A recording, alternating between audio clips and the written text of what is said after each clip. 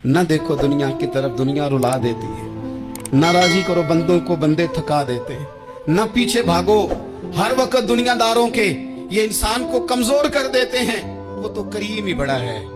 दो आंसू जमीन पर बाद में गिरते हैं, बंदे के गुनाह सारे पहले माफ फरमा देता। दोस्तों से एक बात अक्सर करता हूँ, मैं कहता हूँ कि जितने दर्द से आप अमीर को अपनी कहानी सुनाते हैं ना, और जिस तरह आपके आंसू बात करने से पहले गिर जाते हैं कि गरीब हैं, बच्चियां हैं, कारोबार नहीं, ओ मेरे संगियों, इससे आधे आंसू अपने रब की बारगाह में बखेरो, उसके हुजूर अर्ज गुजार हो जाओ, उससे तलब करो। एक वक्त इंसान पर जिंदगी में ऐसा आता है कि उसे यूं महसूस होता है कि मेरा साया भी तरह सा पीछे हट गया है। उसे यूं लगता है कि मैं किसी सहारे पे हाथ डालता हूं तो वो भाग जाता है मुझसे।